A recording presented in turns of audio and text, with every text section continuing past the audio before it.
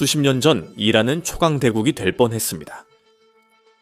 1977년 이란의 경제는 대한민국보다 65%나 더 컸고 터키보다도 컸으며 베트남의 무려 5배에 달했습니다.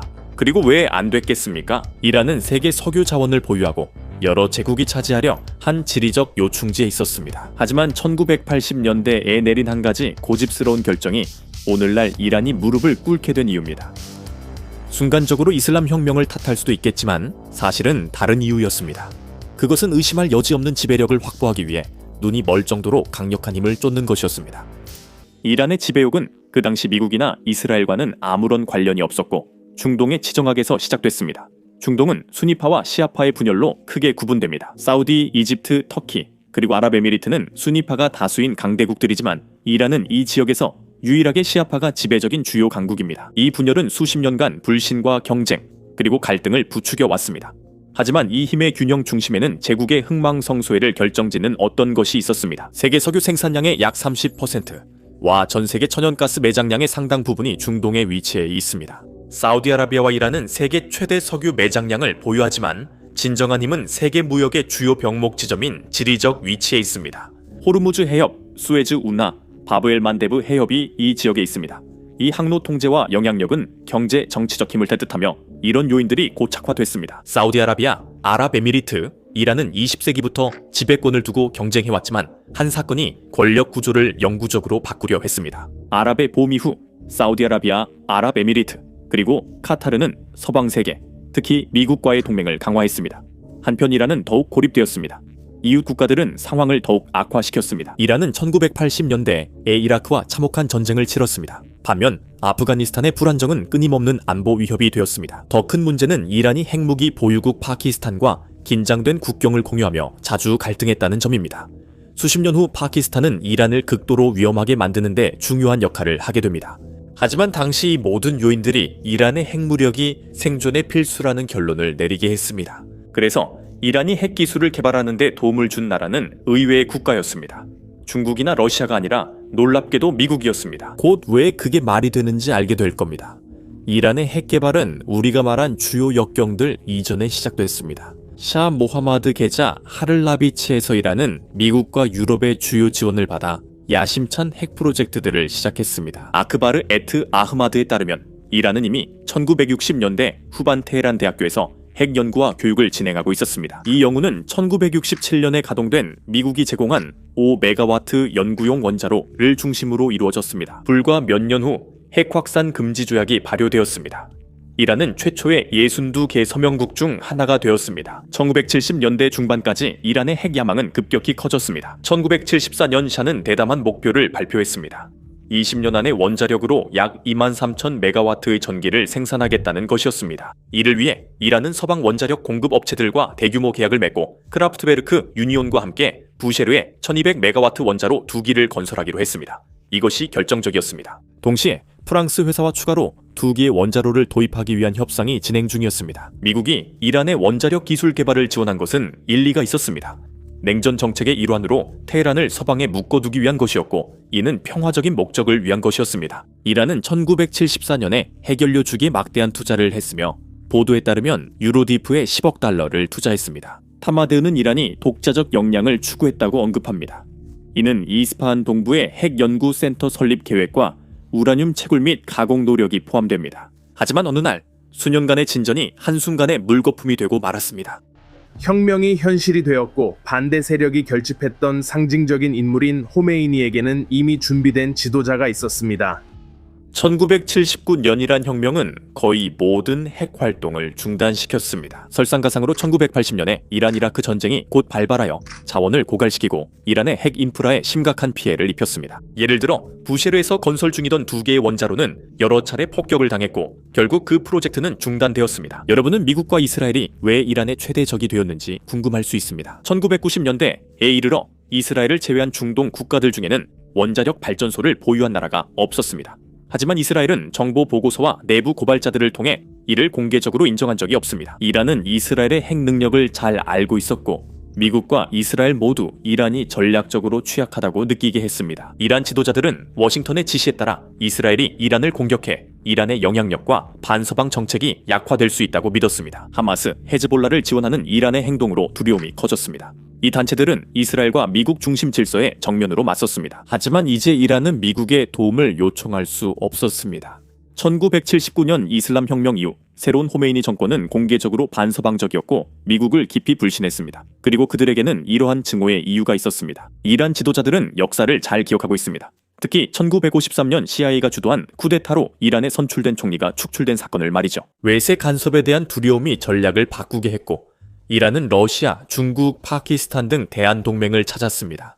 1985년과 다시 1990년에 이란은 중국과 핵협력 협정을 체결했습니다. 이후 1995년에 이란은 러시아와 중요한 합의에 도달하여 오랫동안 지연되었던 부쉐르 원자로를 완공하고 잠재적으로 우라늄 농축 시설에 접근할 수 있게 되었습니다. 미국의 압력으로 인해 가장 민감한 부품들, 특히 핵무기 기술의 핵심인 농축과 관련된 장비들은 결코 전달되지 않았습니다.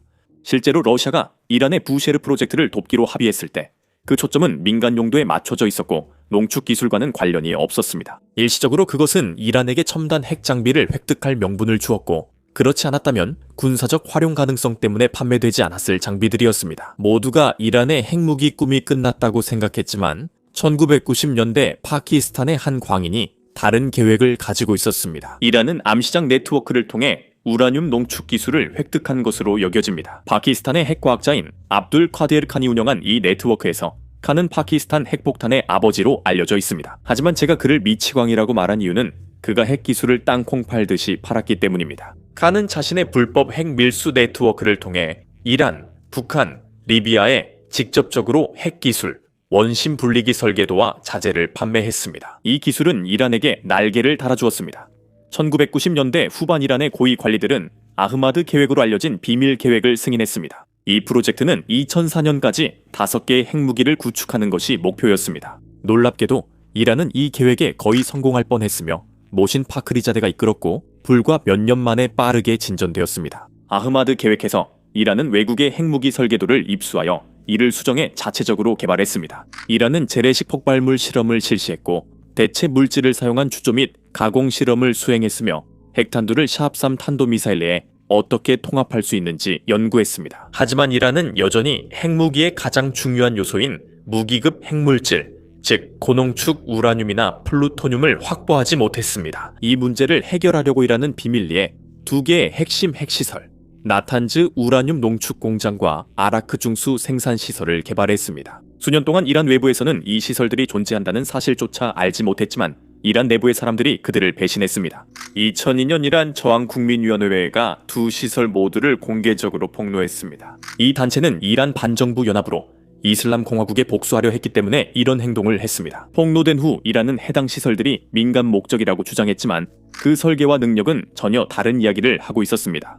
나탄즈는 무기급 우라늄을 생산하는 데 사용될 수 있었고 아라크는 플루토늄 생산을 가능하게 했습니다. 이 2가지 모두 핵무기 제조에 필수적입니다. 더 큰 문제는 이란이 이러한 시설들을 국제원자력기구에 숨겼다는 사실이었습니다. 진실이 밝혀지자 국제사회의 의혹은 폭발적으로 커졌습니다. 나탄즈와 아라크의 노출은 이란의 농축 프로그램을 저지하기 위한 전 세계적인 강력한 노력을 촉발시켰습니다. 2003년 10월 이란은 영국, 프랑스, 독일과 합의에 도달하여 농축 활동을 중단하고 IAEA의 강도 높은 사찰을 허용하는 추가 의정서에 서명하기로 약속했습니다. 하지만 신뢰는 완전히 회복되지 않았습니다. 같은 시기인 2003년 대량살 상무기 의혹을 이유로 이라크를 침공한 미국의 행동은 테헤란에 강력한 메시지를 보냈습니다. 그해 말 이란은 공식적으로 아마드 계획, 즉 체계적인 핵무기 개발 프로그램을 중단했지만 위기는 결코 끝나지 않았습니다. 2006년 PO+1은 이란에게 농축 활동 중단을 대가로 외교적 제한과 경제적, 정치적 인센티브를 제시했습니다. 거의 동시에 미국 안보리는 결의안 1696호를 통과시켰는데 이는 이란에게 농축 활동을 중단하라는 첫 번째 법적 구속력이 있는 요구였습니다. 하지만 이란은 핵무기 프로그램을 종료하는 대신 그것을 2개의 평행한 노선으로 재조직했습니다. 공개적인 노선에는 나탄즈와 이라크와 같이 민간 목적으로 그럴듯한 시설들이 포함되어 있었습니다. 비밀 노선은 더 작고 조용하며 훨씬 더 민감했습니다. 그 목표는 아흐마드 계획에서 얻은 전문 지식을 보존하고 핵심 무기 관련 연구를 계속하는 것이었습니다. 국제원자력기구에 따르면 핵폭발 압축 시뮬레이션, 압축 역학, 폭발 위력과 같은 활동이 적어도 2009년까지 계속되었습니다. 같은 해 바라크 오바마, 니콜라 사르코지, 고든 브라운이 함께 또 다른 비밀 시설을 공개했습니다. 곰시 근처에 있는 비밀 우라늄 농축 시설이었습니다. 세계는 이후 그곳을 포르도 연료 농축 공장으로 알게 됩니다. 이스라엘 정보국의 추정에 따르면 한때 아마드 계획에 참여했던 과학자들 중 거의 70%가 새로운 조직에 흡수된 것으로 보입니다. Organization of Defensive Innovation and Research, 즉 이란 방위 혁신 및 연구 기구입니다. 2010년까지 이란은 엄청난 한계를 넘었습니다. 이란은 우라늄을 20% 순도로 농축하기 시작했습니다. 이것은 정말 충격적인 일이었습니다. 왜냐하면 20% 이상으로 농축된 우라늄은 고농축 우라늄으로 분류되기 때문입니다. 그리고 농축이 그 수준에 도달하면 90% 이상의 무기급 우라늄으로 가는 길이 극적으로 쉬워집니다. 이란의 농축 작업은 주로 가스 원심 분리기 기술에 의존했습니다. 이것이 전 세계를 놀라게 한 이유를 이해하려면 천연 우라늄을 생각해보세요. 천연 우라늄에는 분열성 동위원소 U235가 0.7%만 들어있어 원자로를 가동할 수 없고 사용할 수 있는 양이 매우 적습니다. 여기서 농축이 중요한 역할을 하게 됩니다. 민간 원자력 발전소는 3~5% 정도로만 농축이 필요하지만 20%에 도달하는 것이 진정한 기준점입니다. 천연 우라늄을 20%로 농축하는 것이 20%에서 무기급으로 올리는 것보다 훨씬 어렵습니다. 이 때문에 이란의 프로그램이 전 세계적으로 큰 우려를 낳았습니다. 이 수준은 무기급은 아니지만 이란이 무기급에 도달하는 시간을 크게 단축시켰습니다. 이 시기는 미국이 전 세계 테러와의 전쟁에 몰두하며 오사마 빈 라덴 등 알케다 지도자를 추적하던 때였습니다. 이 시기에는 지역 내 불안정이나 은밀한 협력에 어떤 징후도 매우 심각하게 받아들여졌습니다. 이란 정보보안부와 무장단체 네트워크 간의 연관성을 주장하는 여러 정보 보고서도 등장했습니다. 입증되었든 아니든 이러한 의혹들은 이란의 핵 야망을 세계, 특히 미국과 이스라엘의 눈에 더욱 위험하게 보이도록 만들었습니다. 이스라엘에게 이것은 존재 자체를 위협하는 일이었습니다.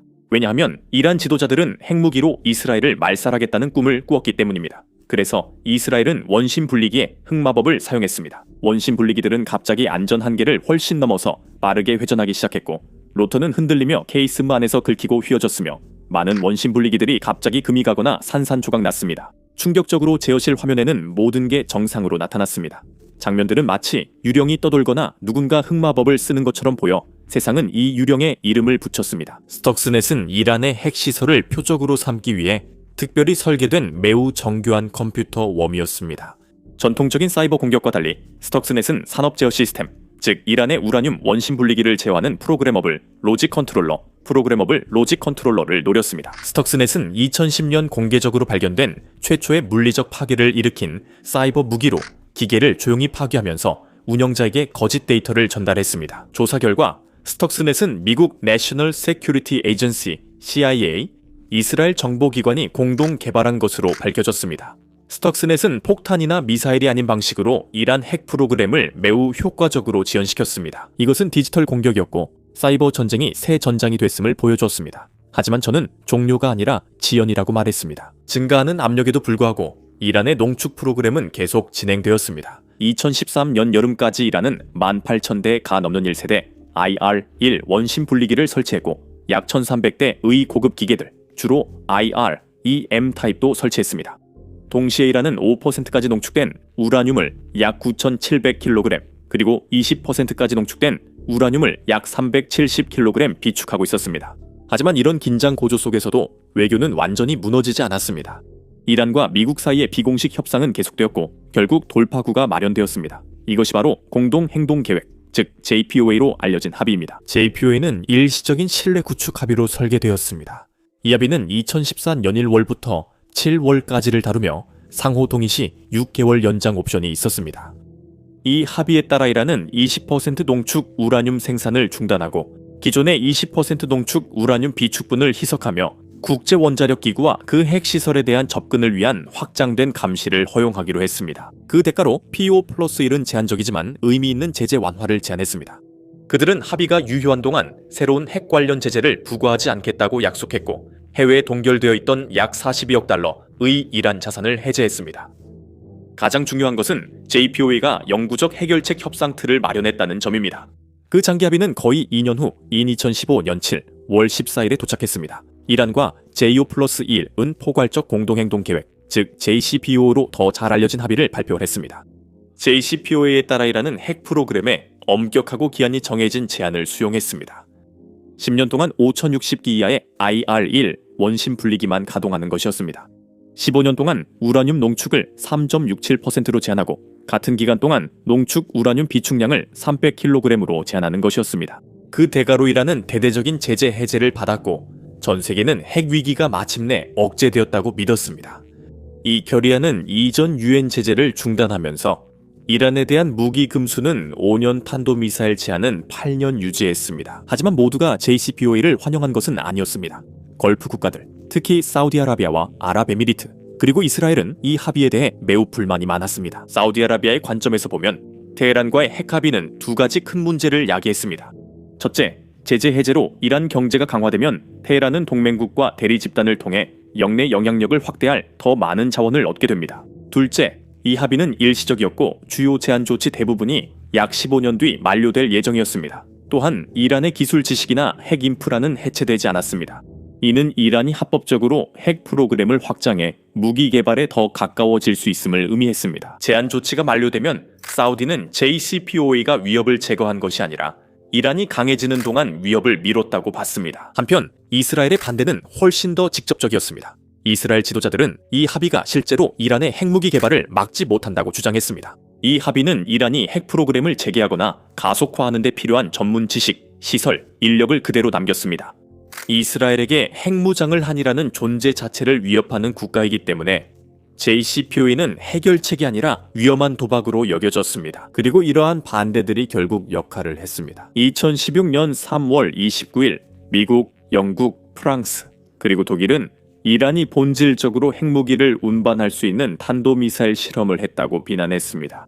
그들은 이런 행동이 핵 합의 관련 유엔 제한 조치의 취지를 위반했다고 했습니다. 같은 시기 미국 관리들은 이란이 우라늄 농축을 더하면 2-3개월 내 핵폭탄 제조에 충분한 무기급 물질을 생산할 수 있다고 경고했습니다. JCPOA는 2016년 미국 대선의 주요 정치 이슈였습니다. 비평가들은 이 합의가 약하고 일시적이며 신뢰에 의존한다고 주장했습니다. 도널드 트럼프 집권 후 비판이 곧 정책으로 전환됐습니다. 2018년 4월 30일 이스라엘 총리 베냐민 네타냐후는 전 세계 앞에서 극적인 공개 발표를 했습니다. 네타냐후에 따르면 그는 이스라엘이 이란의 비밀 핵무기 프로그램에 대한 증거를 발견했다고 주장했습니다. 2015년에 핵 합의에 서명한 후 이란은 자신의 핵 과거를 숨기기 위한 노력을 더욱 강화했습니다. 2017년이라는 가장 민감한 핵무기 관련 파일들을 테헤란 남부의 매우 안전한 창고로 옮겼다고 전해집니다. 이 장소에는 네타냐후가 이란의 원자기록 보관소라고 부른 자료들이 보관되어 있었으며 이곳의 존재를 아는 이란인은 극소수에 불과했습니다. 그리고 몇몇 이스라엘인들도 알고 있었습니다. 네타냐후는 이스라엘 정보기관 모사드가 테헤란 내부에서 비밀 작전을 수행했다고 밝혔습니다. 현지 요원들의 도움으로 그들은 창고에서 0.5톤의 기밀 자료를 성공적으로 반출했습니다. 양이 엄청났습니다. 5만 5천 쪽에 달하는 문서와 함께 183장의 CD에 저장된 5만 5천 개의 디지털 파일도 있었습니다. 이스라엘은 이 문서들이 이란이 핵 프로그램의 군사적 측면에 대해 거짓말을 했으며 핵무기 개발 야망을 결코 포기하지 않았다는 증거라고 주장했습니다. 8일 후인 2018년 5월 8일 도널드 트럼프 대통령은 미국의 포괄적 공동행동 계획 Joint Comprehensive Plan of Action 탈퇴를 공식 발표했습니다. 그는 이란이 과거 핵무기 개발 활동을 완전히 공개하지 않았다고 주장했습니다. 그리고 그는 이란의 탄도미사일 프로그램과 중동 전역의 무장단체 지원을 무시한 이 합의를 강하게 비판했습니다. 미국이 핵 합의에서 탈퇴한 후 워싱턴은 최대 압박 캠페인을 시작했습니다. 미국은 광범위한 제재를 다시 부과했고 이란 경제의 중추인 석유 수출을 공격적으로 겨냥했습니다. 그 결과 2018년 이후 이란의 석유 수출은 60% 이상 급감했고 매년 수십억 달러더의 수익을 잃게 되었습니다. 이러한 제재의 규모는 전례가 없었습니다. 트럼프 행정부는 26차례가 넘는 제재를 통해 970명 이상의 이란 개인과 단체를 지정했으며 이는 미국 역사상 어떤 행정부보다 많은 수치입니다. 전체 금융 네트워크가 해체되었습니다. 이란, 아랍에미리트, 터키에서 운영되는 방대한 위장회사 네트워크가 비밀리에 10억 달러와 유로를 이슬람 혁명 수비대에 이전한 혐의로 제재를 받았습니다. 70개가 넘는 이란 관련 금융기관과 그 국내외 자회사들이 제재 대상이 되었습니다. 글로벌 은행 시스템이 폐쇄됐고 스위프트는 제재 대상이란 은행과 중앙은행과의 연결을 모두 끊었습니다. 경제적 영향은 참혹했습니다. 이란 경제는 2018년에 약 6%, 2019년에는 거의 7% 축소되었습니다. 세계은행 자료에 따르면 1인당 기준으로 이란의 GDP는 2012년 약 8,000달러 돼서 2024년에는 거의 5,000달러로 극적으로 하락했습니다. 압박은 이란 국경을 넘어섰고 미국은 테헤란과 거래하는 주요 중국 기업 등 외국 기업도 제재했습니다. 눈에 띄는 사례로는 중국 최대 통신사 중 하나인 ZTE가 있었습니다.